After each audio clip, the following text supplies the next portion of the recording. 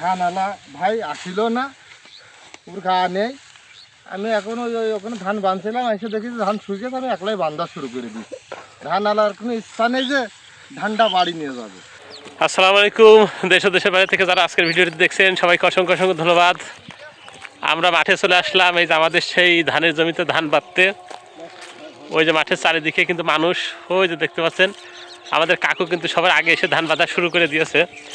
যাই হোক, সবাইকে রিকোয়েস্ট করবো যে সম্পূর্ণ ভিডিওটি কন্টিনিউ করবেন এবং আমার সাথে থাকবেন, তাহলে সবাই ভিডিওটি দেখতে থাকুন। আমাদের ধান বাঁধার কাজ কিন্তু প্রায় শেষ অবস্থায়। এই যে আমার আফজল কাকু, সে কিন্তু সুন্দর করে ধানটা বাঁধছে। আফজল কাকু অনেক পারদর্শী ধান বাঁধাই।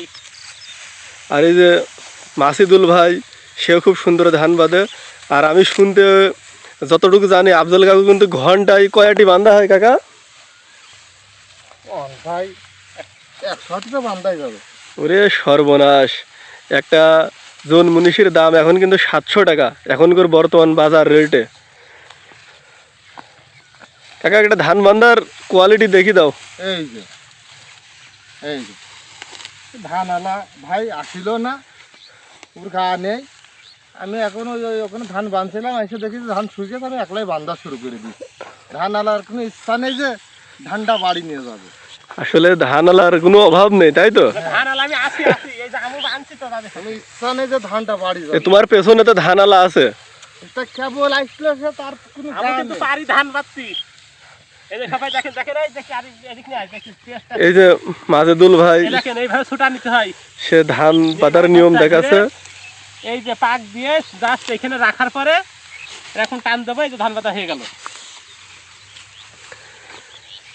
যাই, গতকালকে আকাশের অবস্থা খুবই খারাপ ছিল।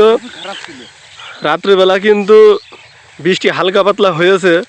আর আমাদের পশাগুড়ির মাঠের ধান কাটা প্রায় শেষ অবস্থায় দেখা যাচ্ছে। মাঝে মাঝে কিছু কিছু ভুঁইতে এখনও ধান রয়েছে। আবার যে পার্শ্ববর্তী জমিতে কেউ কেউ ধান কেটে রেখেছে। দু একদিনের ভিতরেই মাঠ প্রায় শেষ অবস্থায় হয়ে যাবে। গতকালকে দেখলাম যশোর, কালীগঞ্জ এই সাইডে শিলাবৃষ্টি হয়েছে। যাই হোক, আমাদের অঞ্চলে কিন্তু বৃষ্টি তেমন হয়নি, হালকা পাতলা বৃষ্টি হয়ে চলে গিয়েছে।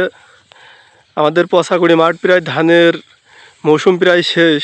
বাগমারা মাঠে ধান রয়েছে।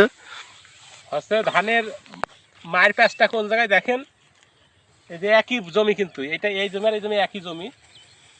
এই খণ্ড মানে আমি চাষ করেছি, ধান কেমন হয়েছে না হয়েছে সেটা আল্লাহ যতটুকু দিয়ে ততটুকু ভালো। আমার একই প্রস্তুত জমিতে লাইন হয়েছে 10.5টা, আর সেই একই জমিতে এখানে লাইন হয়েছে 6টা। এই জমিতে এই দেখেন, এই জমিতে লাইন হয়েছে 1 2 3 4 5 6 6.5টা, ওখানে হাফ দিয়ে। তাহলে ওখানে 4 লাইন ধান, ধান যতই কমা হোক, লাইনে যদি 5 সের ধান বেশি হয়, তাও 4 5 20 সের ধান কিন্তু বেশি হয়ে যাবে। আর সেই সাথে বিচেলির যে দাম, বিচেলি একটু বেশি হলেই তো লাভ, কি কাকু ঠিক নাই? হ্যাঁ, বিচেলির দাম এখন 5,000 4,000 5,000 টাকা কাউন, তাই তো? মানে 16 পনে 1 কাউন। কিছুদিন আগেও কিন্তু 1 কাউন বিচেলির দাম ছিল প্রায় 9,000। আরে ভাই, আমি 500 টাকা পোন বেচেছি ভাই, 500 টাকা পোন। হ্যাঁ, 500 600 এইভাবে কিন্তু বিচেলির দাম বেড়ে গেছে। 8,000 টাকা কাউন, 9,000 টাকা কাউনও বিক্রি হয়েছে। ওরে সর্বনাশ, কি দামে! যাই হোক, ধান আমাদের অঞ্চলে একটা বিছালাম বেচবো না, আমি সব গাদা মেরবো বিচে। ঝটপট করে আমাদের ধান বাঁধার কাজ কিন্তু শেষ হয়ে যাচ্ছে। আর মাত্র মানে 10-8টি ধান হবে, বাঁধতে বাকি আছে। এই যে আমাদের আফজল কাকু আছে, এই যে মাসিদুল ভাই আছে, আর এই যে আরিফ আছে, তারা কিন্তু ধান বাঁধায় খুব ব্যস্ত। আফজল কাকু, এই ধান কিরকম হয়েছে একটু বলো দিনি। ধান দেখা যা ধান হয়েছে, খুব সুন্দর, ধানের তুলনা হয় না। মোটামুটি ভালো হয়েছে, তাই না? মোটামুটি খুব ভালো হয়েছে, আল্লাহ এমন সুন্দর ধান দিয়েছে তোমার। আচ্ছা, এই ধান বিঘা প্রতি কত মন হারে যাতে পারে? 40 মন করে হবে। 40 মন? এক কাঠা ভুঁইতে 2 মন ধান, 2 মন হারে ধান হবে। যাক, আলহামদুলিল্লাহ, এতটুকু হলেই যথেষ্ট। আর বিচেলির দাম তো 5,000 টাকা কাউন। তাহলে আছে।